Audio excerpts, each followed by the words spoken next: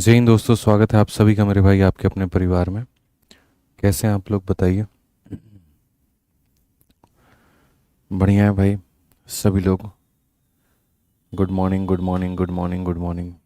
कैसे हैं? बढ़िया है।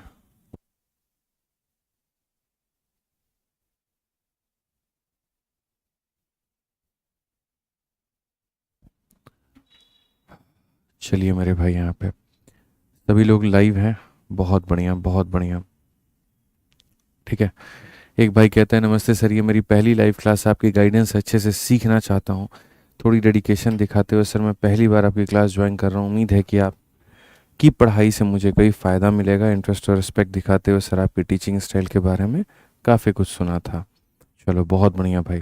तो अगर आपने काफ़ी कुछ सुना था तो मैं आपसे एक छोटी सी बात कहूँगा। आप इस क्लास को अटेंड कर रहे हैं, बहुत बढ़िया बात है। लेकिन आप इस मेंसुरेशन 2D के क्लास नंबर 1 को भी देख लीजिएगा। ठीक है, हालांकि क्लास नंबर 2 में कोई ज़्यादा दिक्कत आएगी नहीं, 1 को अगर आपने नहीं देखा है तो, लेकिन फिर भी देख लीजिएगा, थोड़ा सा फ़ायदा हो जाएगा।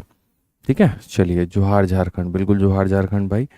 ठीक, तो चलो आ जाओ। यहाँ पे हम लोग जो करने वाले हैं वो मेरे भाई क्षेत्रफल निकालने वाले हैं। और किसका निकालने वाले हैं? ट्रायंगल का क्षेत्रफल निकालने वाले हैं। देखो, जो ट्रायंगल होता है मेरे भाई, यहाँ पर 3 प्रकार का होता है। एक नॉर्मल ट्रायंगल होता है, ठीक है, और एक उसके बाद में यहाँ पर जो है इक्विलेटरल ट्रायंगल होता है, और एक होता है आइसोस्केलेस ट्रायंगल। ठीक है, तो यानी नॉर्मल त्रिभुज हो गया, फिर समबाहु त्रिभुज हो गया, और फिर वहाँ पर समद्विबाहु त्रिभुज हो गया हमारे सामने। मैं सारी चीज़ों के बारे में आपको बता देता हूँ। देखो, कोई भी तुम्हारे पास में नॉर्मल ट्रायंगल होता है, कोई भी तुम्हारे पास में एक ट्रायंगल होता है, कोई भी त्रिभुज अगर तुम्हारे पास में होता है, तो उसका क्षेत्रफल कैसे निकालते हो ज़रा वो देखो। अगर मानो मेरे भाई यहाँ पर ये ट्रायंगल हो गया, ठीक है, फिर ये सेकंड वाला हो गया मेरे भाई, ठीक है, और फिर यहाँ पर ये थर्ड हो गया। ठीक है। तो जैसे मान लो ये कोई भी एक नॉर्मल ट्रायंगल है, तो अगर कोई भी नॉर्मल ट्रायंगल है मेरे भाई यहाँ पर, तो नॉर्मल ट्रायंगल का जो क्षेत्रफल आएगा वो कितना आएगा और कैसे आएगा, आप मेरे को ये बताओ। तो नॉर्मल ट्रायंगल की बात कहते हैं। तो जैसे मान लीजिए अगर ये उस ट्रायंगल का बेस है और ये उसका मेरे भाई हाइट है, तो अगर हम एरिया की बात करें तो हम एरिया कैसे निकालेंगे? अगर हम एरिया की बात करें तो एरिया कैसे निकालेंगे? तो half into base into height निकालेंगे। Half into base into height निकालेंगे। ये हमारे सामने हो गया। हाफ इंटू बेस इंटू क्या निकालेंगे? हाइट निकालेंगे। तो कोई भी नॉर्मल ट्रायंगल का जो क्षेत्रफल होता है वो हाफ इंटू आधार इंटू क्या होता है? हाइट होता है। या तो ऐसे हो जाएगा, या मान लीजिए कि यहाँ पर इस ट्रायंगल के दो भुजाओं का मान दे दिया गया है ए और बी, और उसके बीच का एंगल थीटा का मान दे दिया गया है, तो उसका जो क्षेत्रफल निकालेंगे मेरे भाई यहाँ पर, वो हमारे सामने हो जाएगा हाफ इंटू, ठीक है, और A into B into sine theta. तो हाफ हो जाएगा, ए बी हो जाएगा, और यहाँ पर क्या हो जाएगा? साइन थीटा हो जाएगा। क्या हो जाएगा मेरे भाई यहाँ पर? साइन थीटा हो जाएगा। क्लियर है ये बात? यहाँ पर जो ये एंगल दिया गया उसका क्या हो जाएगा? साइन थीटा हो जाएगा। ये दूसरा तरीका हो गया। तीसरा जो तरीका हो गया वो हमारे सामने ये हो गया कि अगर मान लीजिए यहाँ पर जो है ए बी सी नाम की इसकी एक भुजा है, तो हेरोंस फॉर्मूला के माध्यम से पहले इसका सेमी पेरीमीटर यानी अर्ध परिमाप निकालो। और अर्ध परिमाप कैसे निकलता है? तो अर्ध परिमाप जो होता है वो सबको जोड़ के आधा हो जाता है। यानी यहाँ पर a प्लस बी प्लस सी, ठीक है, और डिवाइडेड बाई कितना हो जाएगा? 2 हो जाएगा। और तब उसके बाद में जो एरिया निकलेगा तुम्हारा, वो मेरे भाई हो जाएगा, पहले s होगा, उस s में से a को घटा दो, s में से b को घटा दो, और s में से मेरे भाई यहाँ पर c को घटा दो, तो जाकर के ये तुम्हारा क्या निकलेगा? अर्ध परिमाप निकलेगा। ठीक है, चलिए, तो ये क्लियर हो गया मेरे भाई यहाँ पर। तो कभी भी किसी का भी अगर क्षेत्रफल निकाल, देखो कुछ बच्चे हैं जिनको हिंदी वाले हैं, कुछ ऐसे हैं जो इंग्लिश वाले हैं। तो मैं कोई भी टर्म जो कहूँगा वो दोनों भाषा में कहूँगा, हिंदी भी कहूँगा और इंग्लिश भी कहूँगा। ऐसी कोई बात नहीं है कि मैं सिर्फ आपको एक भाषा में ही जो है शब्द कहने वाला हूँ। ठीक है। तो जैसे कोई भी ट्रायंगल यानी त्रिभुज का अगर क्षेत्रफल यानी एरिया हमें निकालना है, तो पहला तरीका ये हो गया कि half into base into height. दूसरा हमारे सामने मेरे भाई यहाँ पर ये हो गया। अब पे देखो, ये हमारा पहला तरीका है। दूसरे की अगर हम बात करें, यहाँ ये हमारा पहला तरीका है, half into base into height. दूसरा हमारे सामने half A B sine theta है। और जो तीसरा हो जाता है वो हमारे सामने हेरोंस का फॉर्मूला हो जाता है। जो तीसरा हो जाता है वो हमारे सामने क्या हो जाता है? हेरोंस फॉर्मूला हो जाता है। ये बात आप हमको ध्यान रखिएगा। और ये क्या है? तो सामान्यतः किसी भी त्रिभुज के लिए है, किसी भी ट्रायंगल के लिए है, मतलब कोई स्पेसिफाइड नहीं है कि वो ट्रायंगल ऐसा होना चाहिए, वैसा होना चाहिए, वैसा होना चाहिए, कुछ भी नहीं है। कोई भी त्रिभुज की यानी कोई भी ट्रायंगल की अगर तीन भुजा दे दी जाती है तो सबसे आसान होता है हेरोंस फार्मूला से निकालना। दो भुजा और बीच का कोण दे दिया जाता है तो ये फार्मूला लगा दो, या एक भुजा और एक परपेंडिकुलर दे दिया जाता है तो ये फार्मूला लगा दो। इस तरीके से करके आप उनका एरिया यानी क्षेत्रफल निकाल सकते हैं। ठीक है, अब उसके बाद में आज ये चलिए आगे बढ़ते हैं और आगे यहाँ देखते हैं नेक्स्ट वाली बातें। नेक्स्ट जो बातें हमारे सामने यहाँ पर वो क्या है। ठीक है, अब उसके बाद में हम यहाँ पढ़ते हैं कि सर अगर इक्विलेटरल ट्रायंगल होता तो मेरे भाई यहाँ पर क्या होता। ठीक है, अगर हमारे सामने इक्विलेटरल ट्रायंगल होता मेरे भाई यहाँ पर, तो हमारे सामने क्या होता। तो अगर हमारे सामने इक्विलेटरल ट्रायंगल होता यानी यहाँ पर जो है सम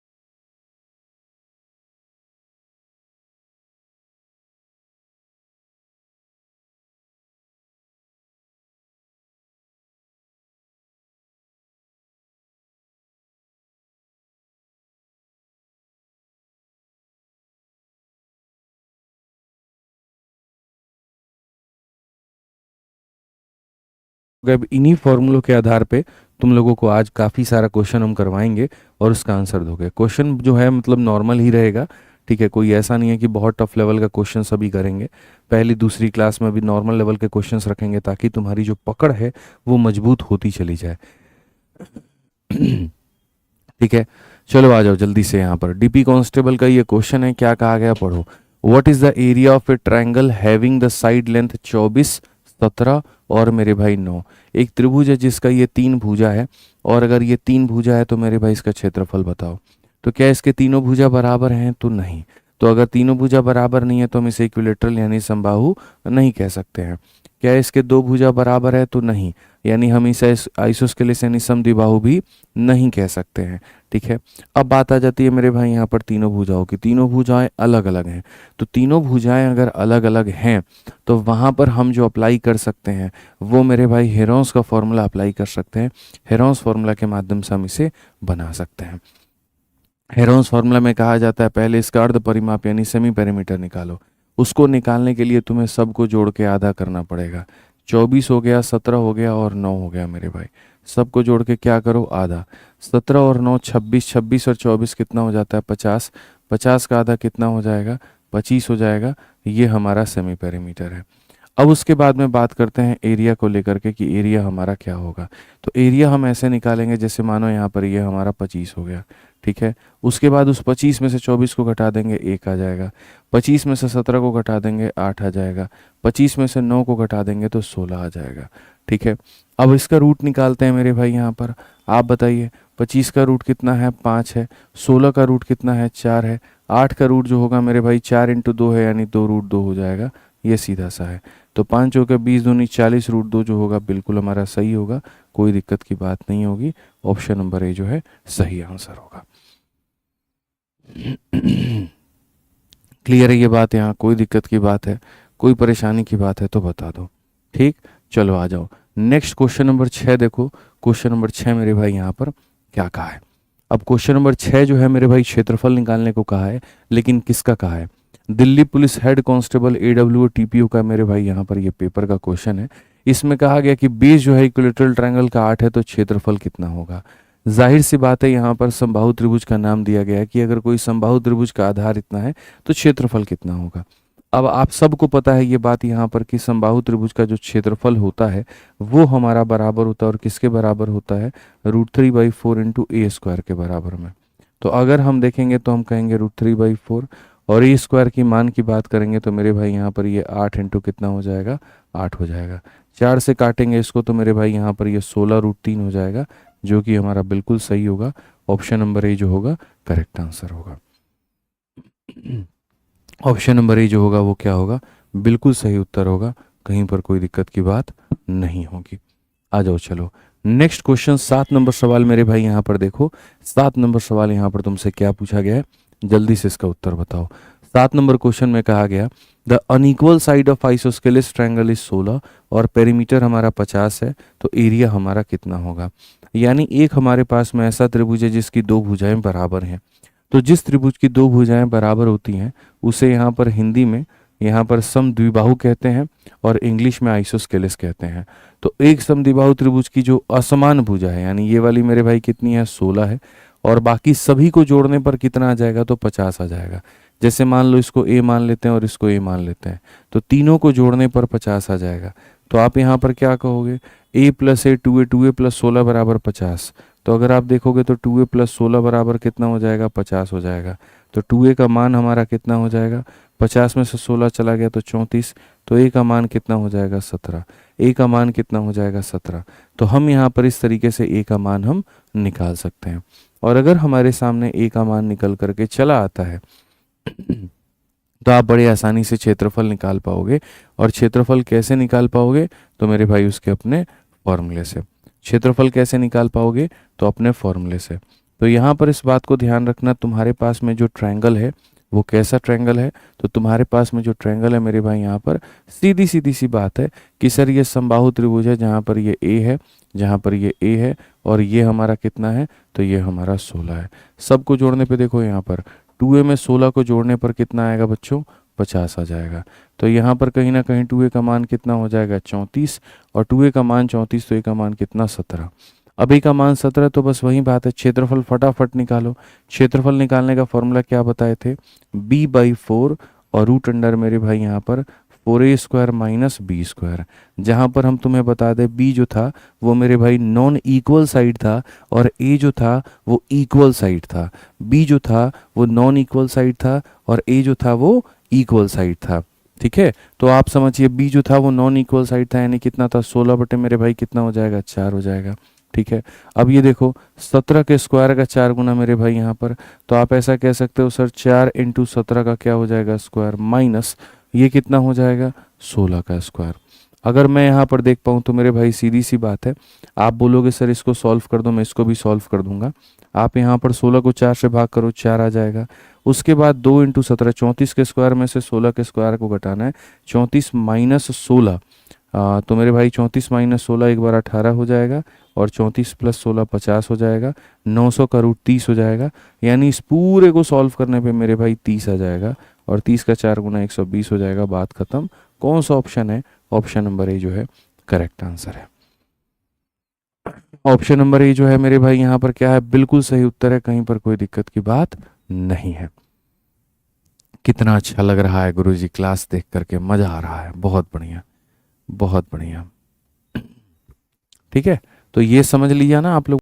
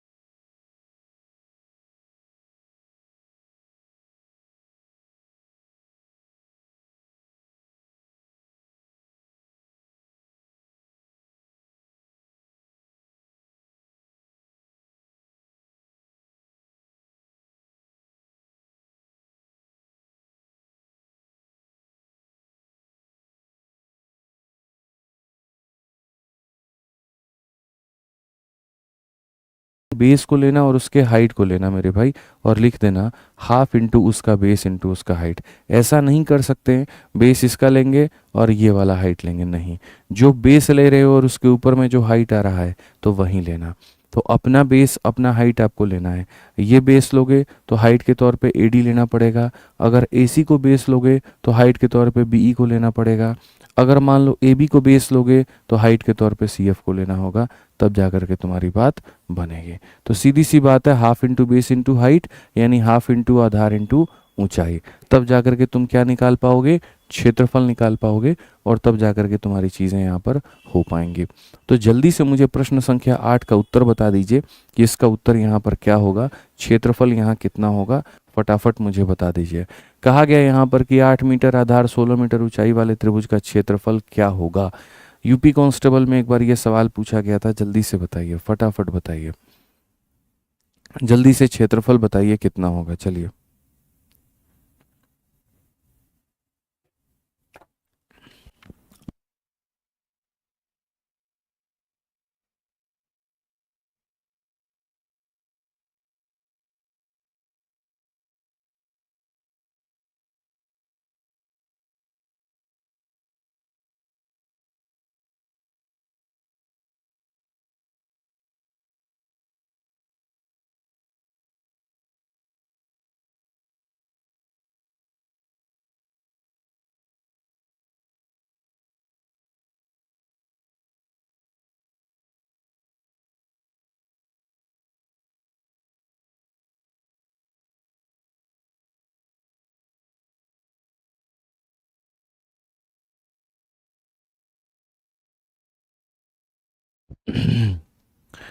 चलिए आ जाइए, तो डी ऑप्शन बता रहे हैं लोग मेरे, देखते हैं। 8 मीटर आधार वाले 16 मीटर ऊंचाई वाले त्रिभुज का क्षेत्रफल क्या होगा। यानी आपके पास में एक ऐसा त्रिभुज है जिसका आधार 8 मीटर का है और जिसकी ऊंचाई मेरे भाई यहाँ पर 16 मीटर की है, और आपसे उसका क्षेत्रफल पूछा जा रहा है।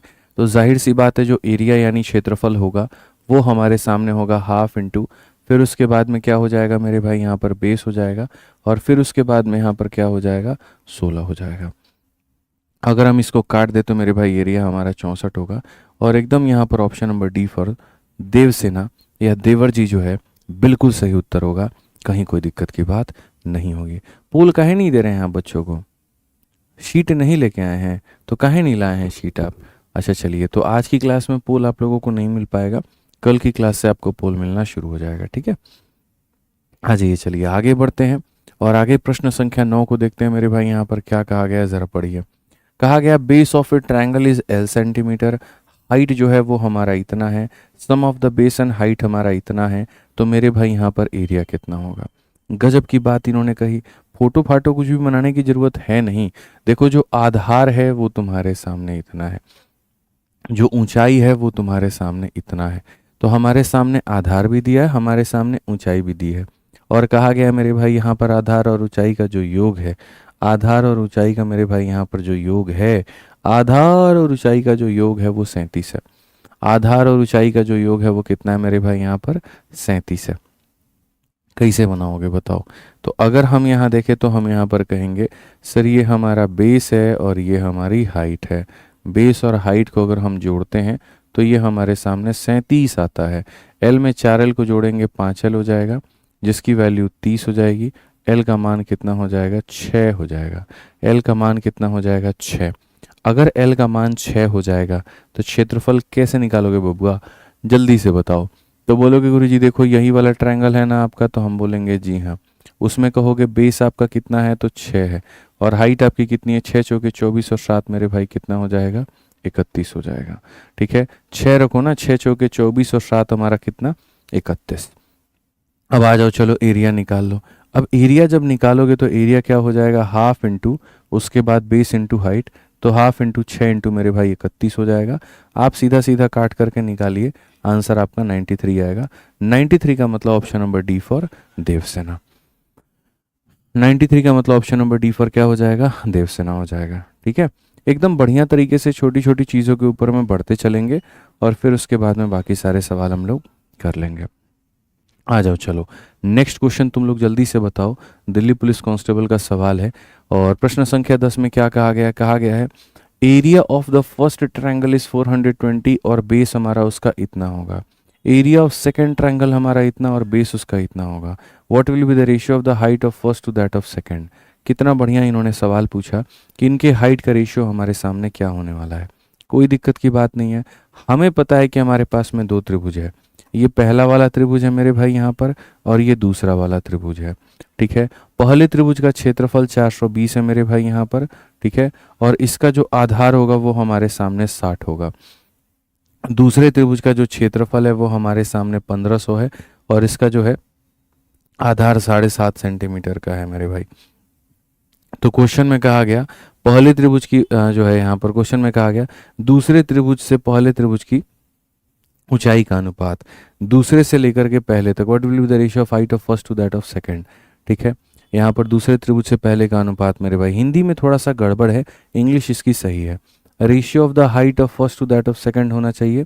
और यहाँ पर मेरे भाई जो है इन्होंने कहा है, ठीक है, यहाँ पर इन्होंने क्या कहा है, दूसरे त्रिभुज से पहले का मतलब। ठीक है, मैं थोड़ा सा बाद में इसको सही कर दूंगा, अभी आप इसको परेशान मत हो। तो हमारे पास में दो ट्रायंगल है, दोनों का एरिया भी दिया है, दोनों का बेस भी दिया है, और दोनों के हाइट का रेशियो पूछ रहा है। दो त्रिभुज है, दोनों के क्षेत्रफल दिए हैं, दोनों के आधार दिए हैं, और दोनों के ऊंचाई का अनुपात पूछ रहा है। तो आपको तो सबसे बढ़िया पता है। ठीक है, आप यहाँ पर क्या कहोगे, आप बोलोगे सर पहले का एरिया जो होगा यहाँ पर वो हो जाएगा सर हाफ इंटू उसका अपना बेस और उसका अपना हाइट। ठीक है, और दूसरे वाले का जो एरिया होगा सर वो हो जाएगा हाफ इंटू उसका अपना बेस और उसका अपना हाइट। इन दोनों का जो अनुपात है, इन दोनों के अनुपात के कहीं ना कहीं क्या है,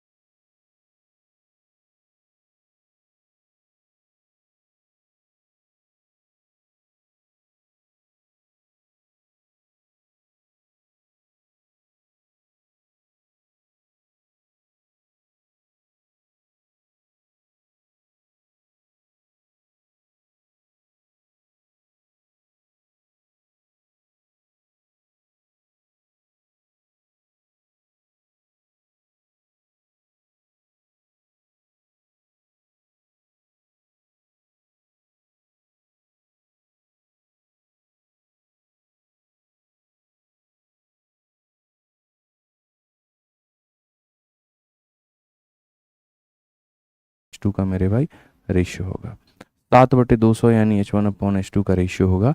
ऑप्शन नंबर जो डी होगा देवसेना, बिल्कुल सही उत्तर होगा। तो क्वेश्चन में कहा गया दूसरे त्रिभुज से पहले त्रिभुज की ऊंचाई का अनुपात। ये दूसरा का मेरे भाई यहाँ पर काट करके हिंदी में आप करो पहला, क्योंकि पहले पहला का पूछा है। तो पहले त्रिभुज से, और यहाँ पर इसको काट करके मेरे भाई आप यहाँ पर लिखिए दूसरे त्रिभुज का अनुपात, इसको काट करके लिखिए दूसरे त्रिभुज का अनुपात। क्वेश्चन में थोड़ा सा करेक्शन कर लीजिए कि सर पहले त्रिभुज से दूसरे त्रिभुज के ऊंचाई का अनुपात, यहाँ पहले त्रिभुज की ऊंचाई का दूसरे के साथ में मेरे भाई अनुपात क्या होगा। ठीक है, क्लियर है यहाँ पर ये बात, कोई दिक्कत की बात है, कोई परेशानी की बात है तो बताओ।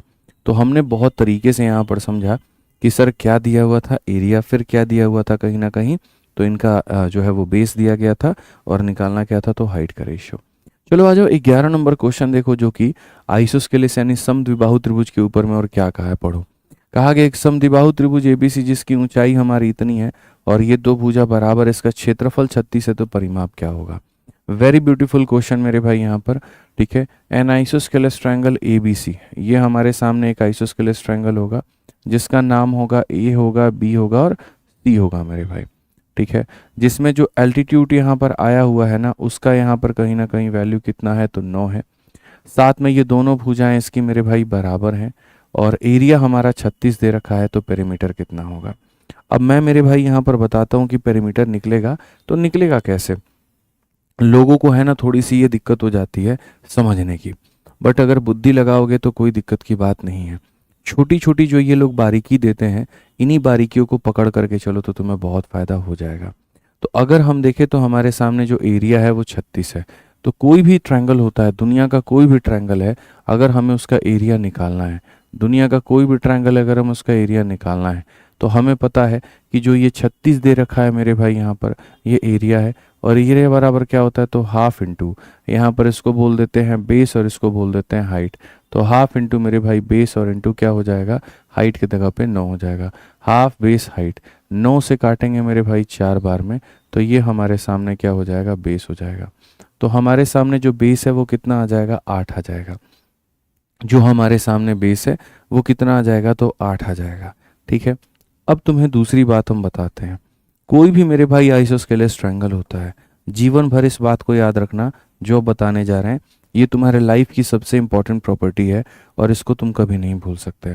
तो कोई भी ट्रायंगल होता है मेरे भाई, अगर मान लीजिए कि आप उसके ऊपर में लाइन बनाते हो, अगर उसकी ये दो भुजा बराबर होती है, तो यहाँ से जो लाइन अगर आप खींचते हैं, अगर वो 90 डिग्री बना रही है, इस लाइन की खासियत बता रहा हूँ मैं, अगर ये लाइन 90 डिग्री बना रही है तो इसको मेरे भाई बराबर बराबर भागों में बांट देगी और इस एंगल को भी बराबर बराबर भागों में बांट देगी। यानी ये जो लाइन होता है ये तीन चीज़ों का काम करता है।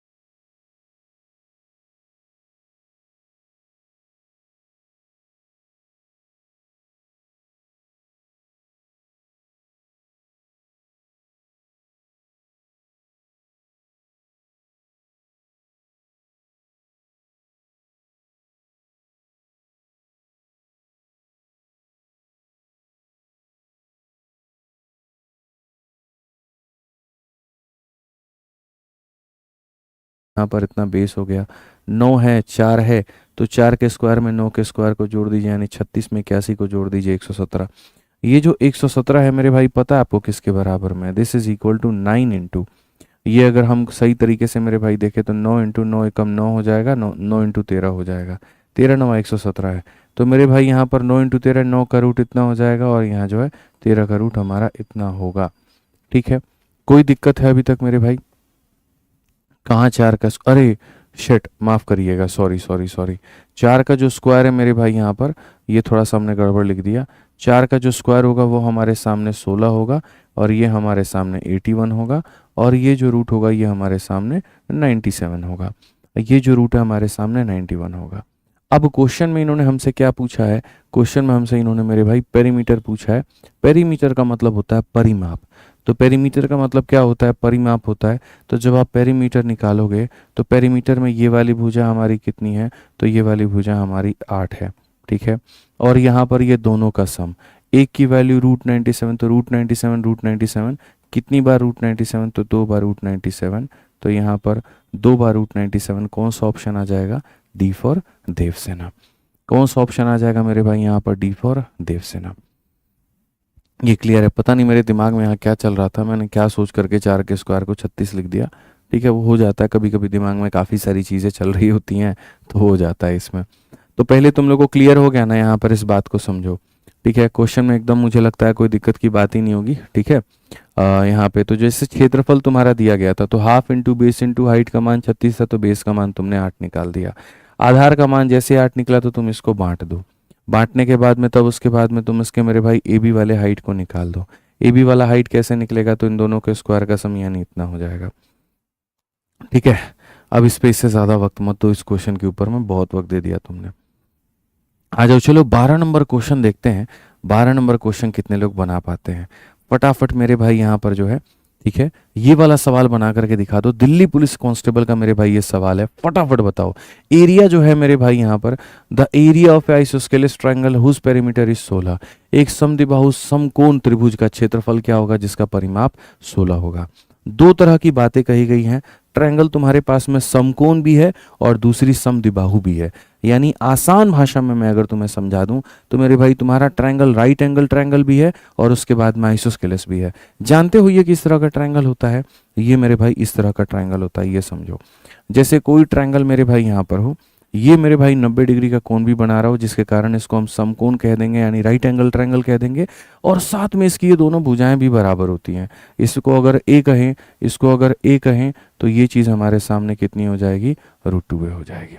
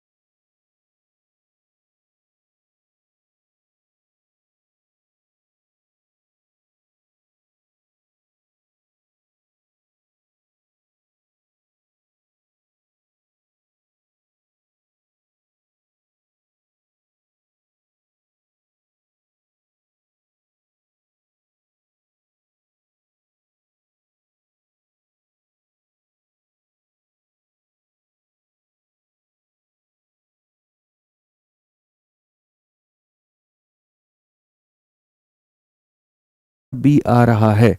बी कैसे आ सकता है बच्चे तुम्हारा? 103 के करीब में आंसर, 103 से थोड़ा सा ज़्यादा ही होगा, तो ज़्यादा होगा तो यहाँ पर ऑप्शन नंबर सी आएगा। ठीक है, चलिए बहुत बढ़िया, बहुत शानदार मेरे भाई, आ जाइए। आइए एक और सवाल इसके ऊपर में हम लोग देखें, एक और सवाल हम लोग समझें और तब उसको हम लोग जानें। 14 नंबर प्रश्न, कहा गया एक समद्विबाहु समकोण त्रिभुज में कर्ण की लंबाई इतनी है, क्षेत्रफल कितना होगा? मेरे भाई यहाँ पर हाइपोटेनस का लेंथ इतना है। तो जैसे मान लीजिए ये तुम्हारे सामने ट्रायंगल है, जिसको हम लोग यहाँ पर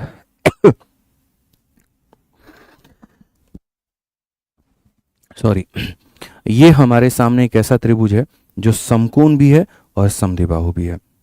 अगर ये समकोण है तो एंगल कितने का होगा? 90 का। और समद्विबाहु है तो यहाँ पर ये इतने का होगा। ठीक है, इसका कर्ण जो होगा मेरे भाई यहाँ पर इसके बराबर होगा, √2a के बराबर। ये कर्ण की लंबाई है। इस कर्ण की लंबाई को मेरे भाई 10 के बराबर दे रखा है। यानी अगर आप देखोगे तो √2a का जो मान है वो आपके 10 के बराबर है। तो यहीं से अगर आप a का मान निकालोगे तो ये जा करके डिवाइड हो जाएगा, तो 10/√2 हो जाएगा। ठीक है, अब क्वेश्चन में कहा है एरिया बता दो, एरिया कितना होगा? मेरे दोस्त यहाँ पर अगर तुमको एरिया निकालना है तो एरिया के लिए अभी बताए थे, ए के स्क्वायर को 2 से क्या करना है? डिवाइड करना है। ठीक है, तुम इसका स्क्वायर करो, 10 का स्क्वायर करोगे कितना हो जाएगा? 100 हो जाएगा। √2 का स्क्वायर करो, इतना हो जाएगा। और इसको जब तुम किससे डिवाइड करोगे? 2 से। पहले भी कहा था, अभी भी कह रहा हूँ, ये दो दो को काटेगा नहीं, ये जा करके मल्टीप्लाई होगा, क्योंकि ये इस तरीके से मेरे भाई बना हुआ है। ए स्क्वायर का मान ये रहा, 2 का मान को 2/1 भी हम लिख सकते हैं। तो ये इससे मल्टीप्लाई करता है और ये इससे मल्टीप्लाई करता है। तो 100 × 1 कितना हो जाता है? 100 हो जाता है। और 2 × 2 कितना हो जाता है? 4, जो कि इसको काटेगा तो 25 आ जाएगा। कौन सा ऑप्शन है? तो ऑप्शन नंबर बी है। तो ये छोटी छोटी बारीकियां हैं जो समझने की आवश्यकता है आपको। ठीक है, कि सर यहाँ पर ये दो दो को काटता नहीं है, इसके साथ में क्या हो जाता है? मल्टीप्लाई हो जाता है। अब क्लियर है ये बात यहाँ पे? तो क्या होगा, कभी भुजा दे दिया, परिमाप पूछ लिया, परिमाप दे दिया, क्षेत्रफल पूछ लिया, इन्हीं के इर्द गिर्द में कुछ सवाल तुम्हारे परीक्षा में आ रहे होते हैं और ट्रायंगल में तुम्हें इसको मेंसुरेशन 2D में पढ़ना होता है। जैसे एक और अगर हम देखें तो कहा गया perimeter isosceles right angle triangle का हमारे सामने इतना है, तो मेरे को बता दो हाइपोटेनस का मान कितना होगा? हम सब इस बात को बहुत अच्छे तरीके से, भली भांति ये बात को जानते हैं। ठीक है, कि जो हमारा यहाँ पर कहीं ना कहीं ये मान होता है, ए होता है, ए होता है और √2a होता है मेरे भाई। ठीक है, पूरा पूरा जो परिमाप होता है वो किसके बराबर होता है? तो पूरा पूरा जो परिमाप होता है वो √2a इंटू √2 + 1 के बराबर में होता है। और यहाँ पर ये जो परिमाप दे रखा है, इन्होंने क्या दे रखा है? तो 8 इंटू √2 + 1 के बराबर में दे रखा है। ठीक है, ये हमारा परिमाप होता है और ये इसके बराबर में दे रखा है। ये हमारा पेरीमीटर होता है और ये इसके बराबर में दे रखा है। अगर हम यहाँ से देखें तो हमारे सामने ये वाली चीज़ इस वाली से कट जाएगी। अल्टीमेटली यहाँ पर जो है √2a का मान हमारे सामने कितना आ जाएगा? 8। अगर इन्होंने साइड का मान पूछा होता, ए का मान पूछा होता, तो इसको जा करके डिवाइड कर देते हैं। अगर इन्होंने एरिया का मान पूछा होता तो a² के 2 से डिवाइड कर देते हैं। इन्होंने ना साइड पूछा ना एरिया पूछा, इन्होंने हाइपोटेनस पूछा, और हाइपोटेनस होता ही √2a है। हाइपोटेनस कितना होता है? √2a ही होता है। तो √2a का मान कितना है? तो 8 है। तो हाइपोटेनस कितना होगा? तो 8 होगा। हाइपोटेनस कितना होगा भाई? 8 होगा। मज़ा आ रहा है कि नहीं आ रहा है मेरे भाई? यहाँ पर बनाओ, बताओ जल्दी से। मज़ा आ रहा है भाई? बताइए, फटाफट बताइए। गौरी जी कहती हैं मैंने कैलकुलेटर से सॉल्व करके देखा है कि 13 में ऑप्शन नंबर जो बी है वो आ रहा है। गौरी जी यहाँ पर अब देखिए कैलकुलेटर के कैलकुलेशन में और इसके कैलकुलेशन में थोड़ा तो फ़र्क होगा। हमने 1.4 लिया है, बिल्कुल सही है। आप गौरी जी थोड़ा सा जो है सही करिए इसको, ऐसा कुछ भी नहीं है। ठीक है, आप कैलकुलेटर में थोड़ा गलती कर गई होंगी, वो एक अलग बात है। आ जाओ, अब उसके बाद में आ जाओ। चलो मेरे भाई यहाँ पर ये वाला, तो अब यहाँ से जो है अभी करोगे कि कल करोगे? ये सारे कल ही करते हैं मेरे भाई, 16 नंबर क्वेश्चन है ना। अब कल करते हैं ये वाला पार्ट। हालांकि ये वाला पार्ट मैंने शुरू में ही बता दिया था कि त्रिभुज का एरिया निकालने का तरीका यहाँ पर क्या क्या है। तो त्रिभुज का एरिया निकालने का तरीका हो जाता है half into base into height. और तरीका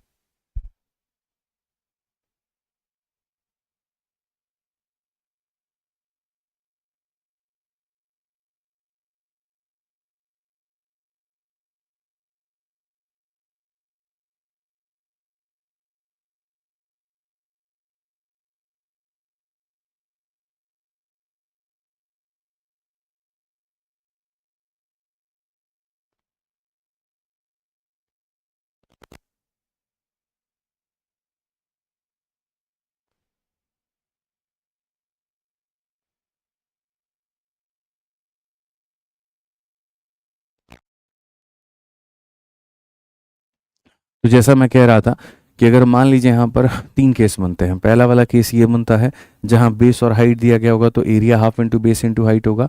दूसरा केस ये बनता है जहाँ 2 भुजा और बीच का कोण दिया गया होगा तो half A B sine theta बनेगा। तीसरा केस वो बनता है जहाँ खाली तीनों के तीनों भुजा दिए गए होंगे। उस केस में मेरे भाई पहले सेमी पेरीमीटर निकलेगा फिर एरिया निकलेगा। अगर मान लो ये ट्रायंगल का कैटेगराइजेशन हम कर दें और हम इसको यहाँ पर ये कह दें जी नहीं ये तो ट्रायंगल जो है या तो ये इक्विलेटरल हो सकता है या फिर ये मेरे भाई अगर इक्विलेटरल होगा तो एरिया क्या होगा, तो इक्विलेटरल होगा तो एरिया हमारा √3/4 हो जाएगा। और अगर ये मेरे भाई आइसोस्केलेस हो गया तो एरिया हमारा b/4 इंटू इतना हो जाएगा। ये 5 चीज़ों के ऊपर में ही सारे सवाल घूमे हैं हमारे, और बाकी जो है हम लोग कल जो है बढ़ेंगे और बढ़िया तरीके से आगे की और भी सारी चीज़ों को हम लोग कवर करेंगे। कोई दिक्कत की बात नहीं है, कोई परेशानी की बात नहीं है, निश्चिंत रहिए और बढ़िया तरीके से आप पढ़ते रहिए। गणित जो चीज़ आपको मुश्किल नज़र आती थी हम धीरे धीरे धीरे धीरे धीरे धीरे ऐसा करा देंगे कि आपको मेरे भाई कुछ भी मुश्किल नहीं लगेगा, और मेरे पढ़ाने के बाद में आप जो है यहाँ पर हर सवाल बना पाएंगे। मेरे पढ़ाने के बाद में आप हर सवाल अपने परीक्षा का बना पाएंगे, अपने किताब का हर सवाल बना पाएंगे। ये मेरा आपसे वादा है, ये मेरा आपसे वादा है, डन है बिल्कुल। ठीक है, तो फिर मिलते हैं, कल मिलते हैं। आराम से अपना जो है सुबह ये वाला क्लास रहेगा, बढ़िया से हम लोग कवर करते रहेंगे। ठीक है, ध्यान रखो भाई, खुश रहो, मस्त रहो। ठीक है, बहुत बहुत धन्यवाद, thank you, love you, take care, bye.